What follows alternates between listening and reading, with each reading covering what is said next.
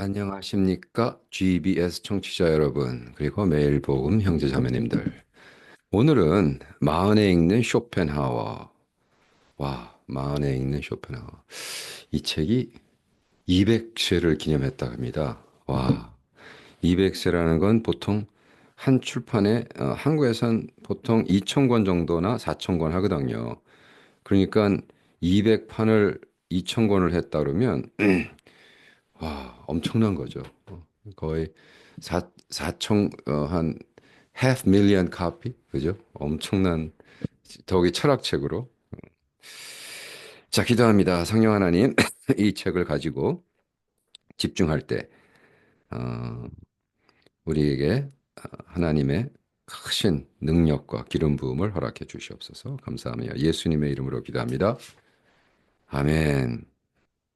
이 책, 우리 쇼펜하우는 누구인가? 쇼펜하우는 독일의 철학자이자 사상가, 서양 철학계의 상징적인 인물로 근대 신학, 실존 철학에 거대한 영향을 끼쳤다. 특히 염세주의자로 알려져 있지만 인간과 삶의 면면을 탐구한 현실주의 사상가이자 서양 철학과 동양 철학의 유사성을 연구한 최초의 서양 철학자다. 1788년 유럽의 항구 도시 단치아에서 태어났다. 아버지는 상인, 어머니는 소설가였으며 부유한 환경에서 자랐다. 아버지의 바람으로 한동안 상인 교육을 받았으나 아버지의 급작스러운 죽음을 계기로 학자가 되기 위해 김나지움에 입학했다. 괴텐겐 대학에서 한 학기 동안 의학을 공부하다가 베를린 대학교를 옮겨 강의를 듣고 예나 대학에서 박사학위를 받은 후 베를린 대학에서 교편을 잡았다. 그는 헤이겔, 피에테 등의 비판계 철학을 떠나 살다가 중년으로 저서와 함께 유명해져 노년까지 명성을 떨쳤다. 쇼펜하우의 사상은 철학, 심리학, 과학, 문학, 음악, 법, 정치 등 전 분야에 큰 영향을 끼쳤다. 그 영향력은 시대를 초월한다.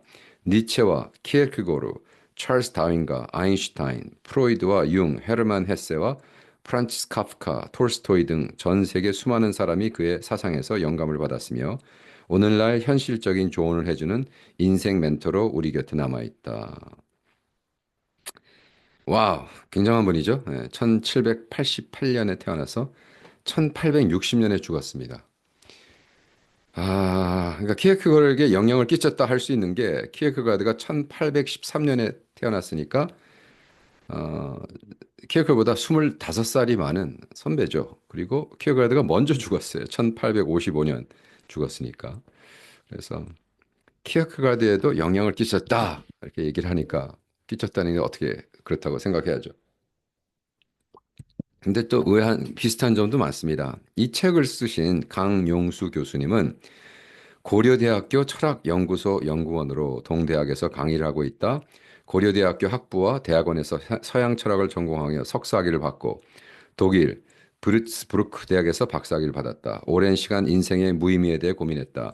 학창 시절에 아르트 쇼펜하우의 삶과 죽음의 번뇌를 감동 있게 읽고 그에게 영향을 받아 철학의 길로 들어선 니체처럼 인생의 허물을 넘어서는 방법을 계속 공부하기로 결심했다. 이후 연구와 강의에서 쇼펜하우어와 니체 철학을 바탕으로 자기 긍정과 행복을 위한 방법을 전하고 있다. 2002년 박사 논문 니체가 세계적으로 저명한 니체 스튜디엔트 거대한 과제 쿨툴 필로소피라는 평양을 받으며 유일한 동양인으로서 책으로 소개됐다. 2014년 쇼펜하우의 행복론으로 기존의 염세주의적으로 해석하는 쇼펜하우 철학에 대해 탈피해 행복과 욕망의 관계로 진정한 행복에 다다르는 방법을 소개했다. 2015년 쇼펜하우의 철학 상담과 니체의 철학 상담, 실존주의 철학과 철학 상담으로 소개했다. 2019년에는 니체의 정의론에 대한 연구로 대학 철학회가 수여하는 최우수 논문상을 수상했다. 고려대학교 철학연구소 중점 연구소의 연구교수로 3년간 인간의 행복의 조건에 대한 공동 연구했다.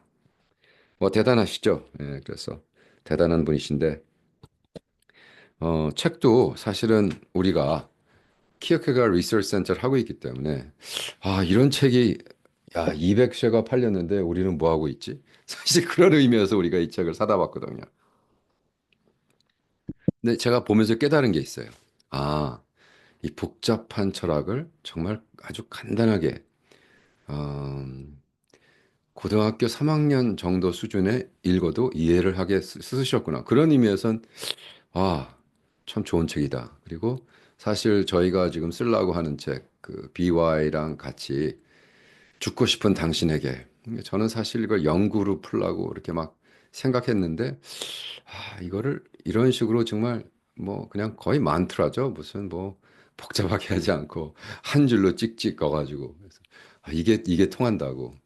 솔직히 이게 200편을, 200쇄를 찍었다고 의아해했지만, 다시 한번 읽어보면서, 그럴 수도 있겠다. 왜? 일단 첫 번째, 지금 현대인들, 한국에 있는 OECD에서 가장 책을 안 읽는 민족. 10년 전에는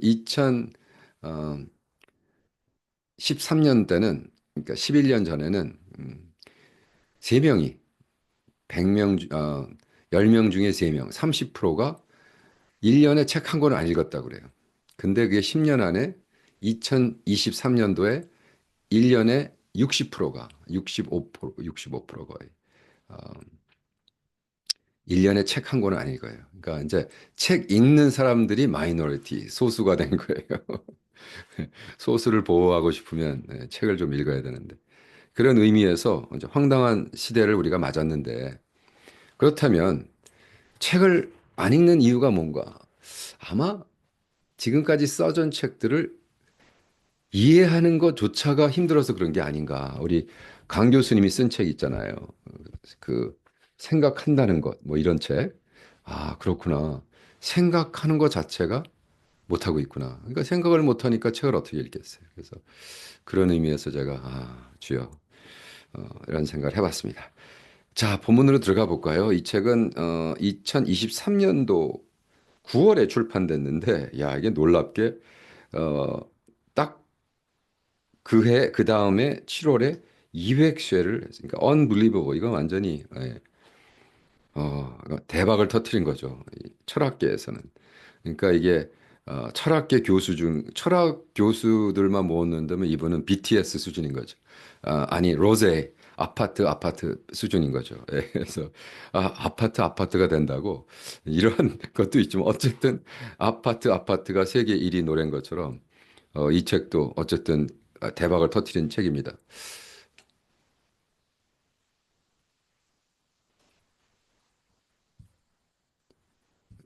잠깐만요. 계속 녹음하고 있나? 네. 지금 제가 이걸 줌을 통해서 녹음하고 있는데 AI를 응용한다 그러면서 자꾸 프로그램에서 나가버려 가지고 지금 고민을 하고 있습니다. 이게 꺼지지 않도록 기도해 주시기 바랍니다. 여기서 쇼펜하우어는 누구인가라고 하면서 여러 가지 소개하고 있습니다. 쇼펜하우어는 1810년 괴텐겐 대학에서 한 학기 동안 의학을 공부하다 방향을 틀었습니다. 10년 후 1822년 30대에 독일 베를린 대학에서 강의할 기회를 얻고 강사 임용을 받은 건 일부러 당당하게 당대 최고 철학자인 헤겔의 강의 시간과 같은 강의를 개설했다. 하지만 그는 빈 강의실에서 강의에만은 참담한 현실을 받아들였다. 그러니까 자기가 헤이겔이 그때 당시 완전히 가장 유명한 철학가로 강의를 하는 그 시간에 이런 거죠. 한국에서 불후의 명곡 토요일 날 밤 6시 10분에 딱 그게 있는데 자리 잡은 프로그램이 있는데 그래? 나는 그럼 다른 채널에서 응? 프로그램 할 거야. 붙어볼 거야. 그러니까 박살 나는 거죠. 아무도 안 보는 거죠. 이제 그런 상황이 됐던 거예요. 그런데 그는 39년 그의 현상 논문 인간 의지의 자유에 대하여 라는 노르웨이 왕립 학술로부터 수상했고 1840년 현상 논문 도덕의 기초에 관하여 덴마크 왕립 학술원에 지원했지만 그 당시 철학자인 헤겔, 피테 등을 비난했던 이유로 수상하는 데 실패한다. 이게 이제 어떻게 보면 덴마크가 우리 키어크가드가 있는 왕립 학술원에 지원했다. 1840년에 했다는 건 뭐냐면 키어크가드가 1813년에 태어났으니까 키어크가드가 이제 막 40년이니까 그죠? 한 37? 아니죠. 27. 그죠? 27 정도 됐을 때 벌써 그분은 왕립학술원에 할 정도로. 그분은 벌써 한 50대 넘었을 테니까, 60대를 바라보니까. 그래서 쇼펜하우는 비록 학문과 저술이 크게 인정받지 못했지만 불행해하지 않았다. 타고나기를 자존심이 높았던 그는 자신이 타고난 천재적인 재능과 능력에 자부심이 있었다. 그는 자신의 천재성이 후대의 평가를 받을 것이라고 위안했다. 쇼펜하우의 실력이 서서히 알려지기 인정받기 시작한 것은 40대 중반이다. 아리스토텔레스의 행복론을 바탕으로 자신의 생각을 재구성하여 행복하게 살기 위한 지혜와 처세줄을 정립한 수질로 소풍과 부록이 그를 세계적으로 유명하게 만들었다. 의지와 표장으로의 세이가 자, 그래서 음, 니체는 쇼펜하우를 어떻게 인정했느냐? 모든 희망을 잃고도 진리를 추구한 한 사람으로 높이 평가한다. 교육자로서의 쇼펜하우어라는 책, 니체가 뭐라고 썼냐 하면 쇼펜하우는 그가 가르친 것은 지나갔으나 그가 살았던 것은 남으리라. 이 사람을 보라. 그는 누구에게도 굴복하지 않았노라. 네, 굴복하지 않았다. 과학자 가운데는 진화론 이론가인 찰스 다윈과 상대적 이론가인 아인슈타인에게 영향을 주었고 심리학자에게는 카럴 융, 하트먼트 이론적인 토대를 제공했고 음악가에는 바그너가 있다. 1854년 바그너는 쇼펜하우의 음악 철학을 찬미하며 나른뱅겐의 반지를 그에게 보냈다. 근데 문제는 어, 어, 쇼펜하우는 바그너를 인정하지 않아요. 바그너는 걔는 음악을 모르는 애라고 까버려요. 근데도 끝까지 바그너가 굉장히 인격이었나 봐요. 그래도 끝까지 존경하고 사랑했고 사실 글쎄 바그너 음악을 왜 이렇게 인정하지 않았을까? 저는 사실 한동안 바그너에 빠져가지고 텐허이저라는 음악을 들으면 와 끝내줍니다. 제가 처음 대학 다닐 때 옆방에 대학원 형님이 바그너 음악을 틀어놨는데 텐허이저라는 걸 갑자기 지나가다 듣기 시작해서 가만히 그 홀에서 뭐 제게 아니니까 듣고 있다가 제가 환상 중에 예수 부활하는 장면을 목격하거든요. 그래서 빰빰 빰빰 빰빰빰빰 빰빰빰 빰빰빰빰 거기서 제가 막 와 이건 부활이다 막 이러고 있었는데 어떻게 그런 음악을 바그너는 이해를 못했다라고 했을까? 또 히틀러도 엄청나게 영향을 줬죠. 어, 히틀러도 이 바그너 음악을 너무 좋아해서 모든 나라를 자기가 점령하고 들어갈 때 바그너 음악을 틀으면서 했어요. 그게 March of the Slave, 종들의 마치라는 노래를 폴란드를 점령하고 들어갔을 때 탁 손을 들고 그 하고 이게 사실 전쟁 때 바그너 음악을 베트남 전쟁에서 썼어요. 그래서 베트남 전쟁에서 미국 헬리콥터에다가 앰프를 틀고 바그너의 음악을 하면 막 사람들이 공포에 떨어 그래 막 폭격하고 이런 게 그 영화에도 나오죠. 자, 왜 우리는 쇼펜하우어 철학이 필요한가? 산다는 것은 괴로운 것이다. 인생의 의미를 끊임없이 고민한 철학자. 그래서 근데 사실 쇼펜하우어가 이런 얘기를 먼저 했나요? 산다는 것은 괴로운 것이다. 아, 그거에 아, 동의하지 않는 사람이 동양 사람이 있을까요? 그죠? 어, 그래서 이제 그런 의미에서는 우리가 너무 그죠? 서양 사람들에 대한 철학을 너무 높이 사주는 게 아닌가 생각을 해봅니다.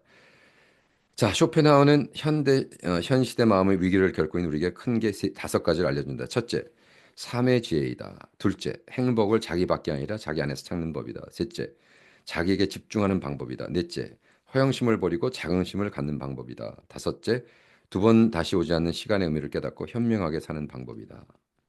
그래서 흔히 쇼펜하우를 자살을 찬미한 염세주의 이런 의미에서 제가 그 BY랑 쓰는 책, 그 BY랑 쓰는 책에 이것을 응용해야 된다고 생각해요. 그래서 지금 BY랑 어, 자살 예방론 책을 죽고 싶은 당신에게서라는 책을 쓰고 있는데 BY가 쓰는 건 아니죠. 제가 BY의 가사를 응용해서 하는 거니까. 그리고 BY가 이제 허락을 했습니다. 너무 자기가 키역가을 수준에 맞춰줄 수 있다는 게 너무 영광이라고. 음.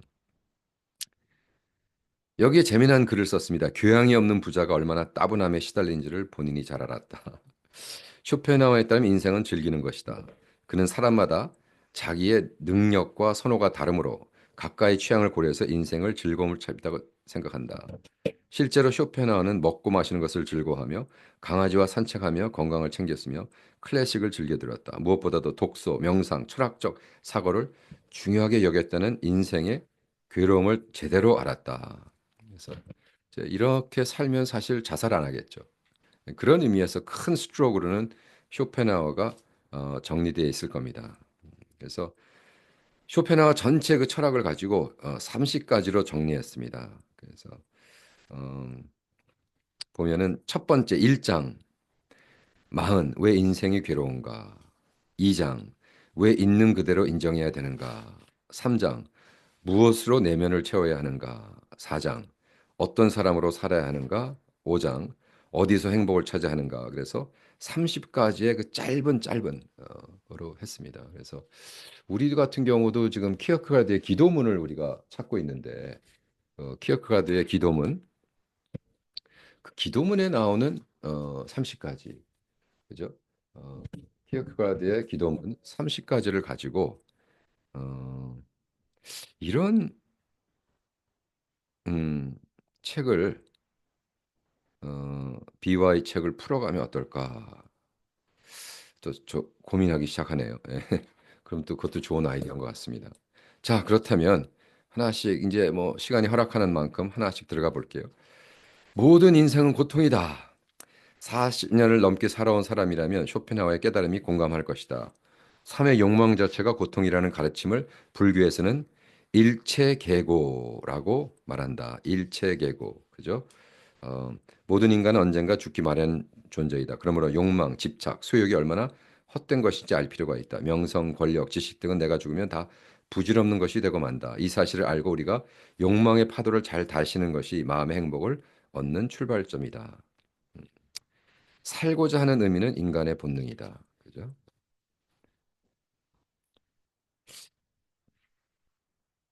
우리는 미래를 속단해서는 안 되며 어쩌면 쇼펜하우어가 논해내어준 것은 명성과 부, 사회적인 인정이 아니라 내면의 깨달음, 삶의 지혜였을 것이다. 인생은 우리가 영원히 고쳐야 되는 대상이다. 그리고 챕터 1이 끝났어요. 그래서 제가 좀 읽으면서 허무했어요. 와, 이런 글을 썼는데 이게 200쇄를 찍었다고. 왜냐하면 우리는 철학책을 쓸 때 오히려 더 복잡하고 막 까리하고 막 해야 이게 좀 제대로 쓴 것 같네. 이런 생각이 들게 하거든요. 왜냐하면 정답을 주는 책은 별로 재미가 없다. 이게 이제 철학자들의 문제인데 그렇기 때문에 우리 책은 젊은 애들이 읽지 않을까. 우리 책은 200세를 찍지 않는 게 아닐까. 왜? 정답을 원하거든요. 그래서 그런 의미에서 우리도 조금 더 수준을 낮춘다기보다는 수준을 낮추는 거와 맞추는 건 다르죠. 그죠? 색깔이 다른 것뿐인데 제가 자꾸 교만을 떨었던 것 같습니다. 인간은 두 번째, 인간은 욕망하기 때문에 욕망할 이유를 찾는다. 인간은 무수한 욕망의 덩어리다. 욕망에는 선악이 없다. 다 동의하시죠? 성공하고 싶다면 원하는 바를 가져라.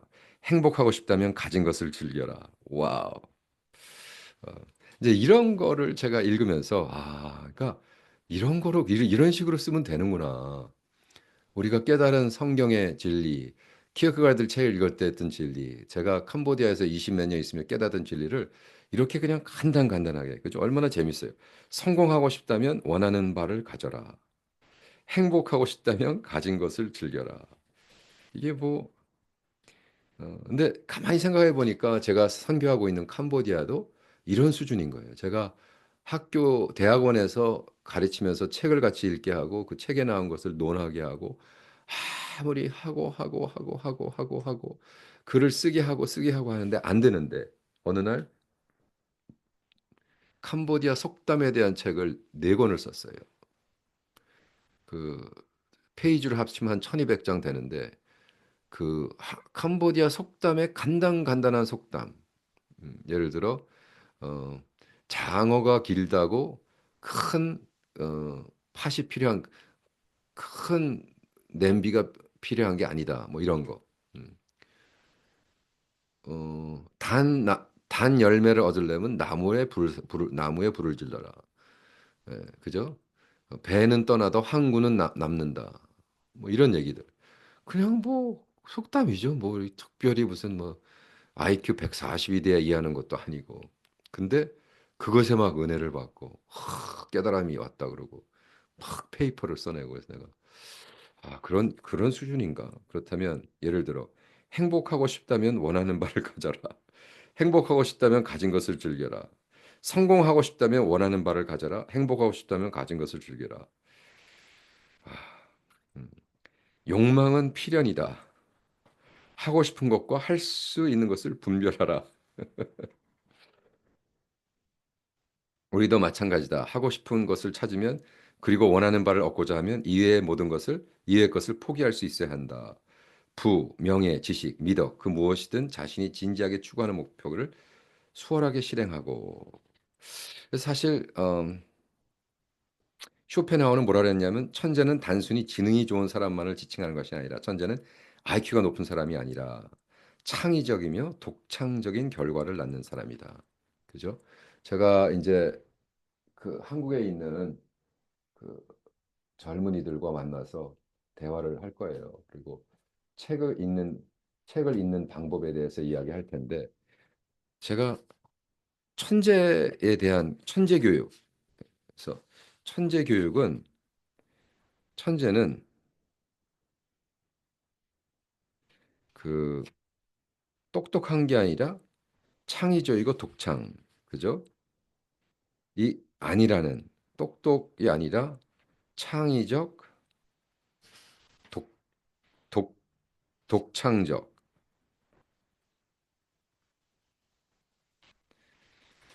어, 예, 사람으로 살아야 된다는 거에 대한 강의를 할 텐데 그 맞는 것 같아요. 쇼펜하우어에 저도 동의합니다. 머리가 좋은 거 이게 아니거든요. 왜냐하면 쇼펜하우어는 인간의 본질이 원래 비이성적이라는 것을 예, 인간은 처음부터 이성적으로 태어나지 않아요. 그죠? 그래서 인간은 비이성주의로 태어납니다. 음, 그 때문에 이성적인 것에 하면 음, 그것만 자꾸 이야기해서 데카르트의 제자가 되는 순간 우리는 고통의 시작이 시작되는 거죠. 쇼펜하우어가 한 얘기 중에 자살에 대해서 이렇게 쓰고 있습니다.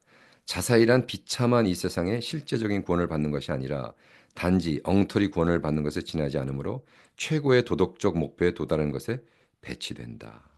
음, 그리고 자살은 도피가 용기라면 자살을 겸심한 사람만큼 용감한 사람은 없을 것이다. 라고 자살에 대해서 합니다. 근데 오히려 자살은 삶 자체를 부정하는 것이 아니라 삶에 대한 강한 애착과 희망을 보여주는 점에서 삶에 대한 긍정이다.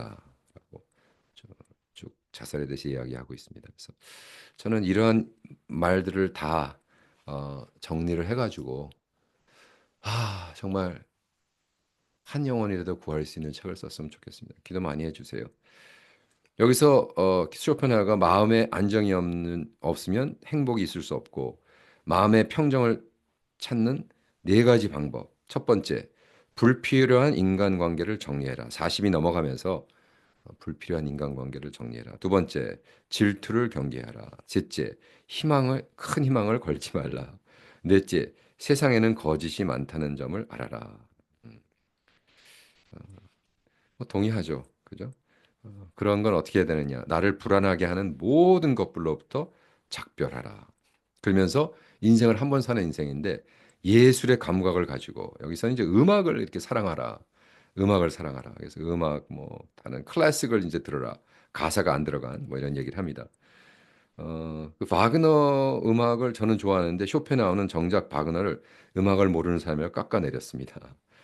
그래서 바그너는 쇼펜하우가 사망한 1869년 프랑크푸르트를 방문했지만 찾아가지는 못했고 자기를 까는 사람이니까. 그래서 결과적으로 자기 자신을 갖춰 나가는 행복을 채워 나가는 것이 음악이 되건 뭐가 되든 그래서 인생의 무게 중심을 밖에서 안으로 옮겨라. 음. 평생에 걸쳐 매일 4시간 그 자신 자체일 수만 있다면 더 이상 아무것도 필요한 게 없다. 그러니까 내가 나됨. 내가 다른 방향, 밖에서 있는 것, 뭐 건강, 돈, 명예, 이것 때문에 나의 중심이 흔들리는 게 아니라 아무것도 밖에 있는 거 상관없이 내가 내 안에 있는 나의 자아로서 내가 자리를 잡고 홀로 쓸 수 있다면 이것은 뭐 아무것도 필요 없다. 그러면서 인생을 향유하는 방식 세 가지를 설명합니다. 굉장히 간단합니다. 첫째, 재생적 즐거움, 먹고 마시는 것, 소화시키고 휴식하고 수면, 어, 수면 잘 자고 잘 먹고 잘 사고 잘 싸고 이걸 재생적 즐거움. 두 번째가 육체적 즐거움, 산책, 달리기, 운동, 사냥, 전쟁, 이게 왜 전쟁 등 전쟁에 왜 들어갔는지는 이건 한번 물어봐야겠네요. 교수님. 그 셋째는 정신적 즐거움, 사유, 독서, 예술, 명상, 철학 등. 그래서 쇼펜하우는 세 가지 즐거움을 모두 알았다. 좋은 음식을 먹었고 건강을 챙겼고 음악을 즐겼고 그는 독서와 철학을 누구보다도 중요하게 여기며 살았다. 그는 세 가지 즐거움 가운데 어느 하나에 소홀하지 않게 균형을 갖췄다. 그래서 니체가 하는 말이 아, 쇼펜하우는 자기가 가르친 것보다 살아낸 것이 더 우리에게 영향을 끼친다 이런 거예요. 그래서 그런 의미에서 실존 철학자로 남은 거죠. 그죠? 실존 철학자. 그러니까 저도 실존 철인으로서 이런 것을 이루기 위해서 노력을 하는 거고. 그다음에 시간이 많이 갔네요. 인생은 짧고 시간과 힘은 한정돼 있다. 자, 이렇게 쓰고 있습니다. 쇼펜하우는 사유의 힘을 키우는 방법으로 독서를 권했다. 먹는 것이 육체가 되고 읽은 것이 정신이 되어 현재 자신이 된다. 먹고 읽고 하는 것이 되는데 어, 첫 번째 많은 고전을 읽을 것을 권한다. 여기서 고전이라는 건 클래식을 얘기하는데 이 독일 사람들의 고전은 유럽의 고전을 이야기합니다. 그렇기 때문에 우리가 한국 사람들이 고전 읽으라 하면 다뭐 외국 서적만 읽는데 그게 아니라 너의 나라 고적을 읽으려니까 너의 나라, your 나라의 클래식, 그죠? 둘째, 두 번 읽을 것을 그냥 막 하지 말고 막 읽지 말고 그리고 많이 읽는 것을 오히려 어, 싫어합니다. 책을 많이 읽는 사람은 남이 먹다 남긴 음식을 먹는 거 남을 입다 버린 것을 임산에 불과하다. 독서를 해서 오히려 남의 생각에 끌려다니면 스스로 생각한 능력을 잃게 된다. 그래서 다독과 정독을 이야기하는데 다독을 피하라고 정독을 해라 이렇게 얘기를 하는데 저는 완전히 반대 의견입니다. 다독과 정독이 같이 동행해야 됩니다. 그렇죠? 내가 다독하기 전까지 뭐가 맛있는지 모르잖아요. 그래서 어, 이거는 이제 제가 완전히 반대가 되고 또 여기서 악설을 피해라. 그래서 그냥 막 쇼펜하우가 자칭하는 단지 돈을 벌기 위해 쓴 책. 많은 사람이 글을 써서 돈을 벌려고 한다. 대중은 어리석게도 그런 책을 읽는다. 근데 그렇다면 솔직히 이 책도 그렇잖아요. 200쇄나 했는데. 그러면 그런 논리에 의하면 내가 쓴 책, 뭐 출판해도 10권도 안 팔리는 책들. 그죠? 그런 책이 좋은 책인가? 그건 아니죠. 그래서 어, 조금 그 이 책 안에서 좀 컨트라딕션이 있는 게 아닌가. 독서는 다른 사람의 사유의 공간에서 그들의 사고 틀 안에서 함께 생각하는 것이다. 제가 북톡을 하는 이유가 뭐겠어요? 책 좀 읽으라 이거 아니에요? 그러니까 어, 그런 의미에서는 통합니다. 여기 니체에 대한 간단한 말 소개하고 마치겠습니다. 니체는 철학자는 결혼하지 않는다며 독신의 중요성을 강요했다. 그 대가는 혹독했다. 그의 후손이 없다. 만약 결혼 후에 어려운 현실을 알 수 있는 지혜를 가졌다면 니체처럼 혼자 자유로운 정신으로 마음 편하게 살았을 텐데 그때나 지금이나 홀로 사는 사람의 마지막에는 행복하지 않은 죽음이 기다리고 있었다. 니체의 마지막도 몇 명 남지 않은 친구와 함께했으며 오랜 병 간호는 평생 사이가 좋지 않았던 어머니와 누이가 불평 없이 도맡았다. 니체가 이미 정신을 잃은 상태여서 전혀 몰랐지만 힘들 때 도와주는 것은 가족뿐이다. 자, 우리 여러분 한번 읽으실 만한 책입니다. 마음에 있는 쇼펜하우. 읽어보세요. 자, 다음 북독에 뵙겠습니다.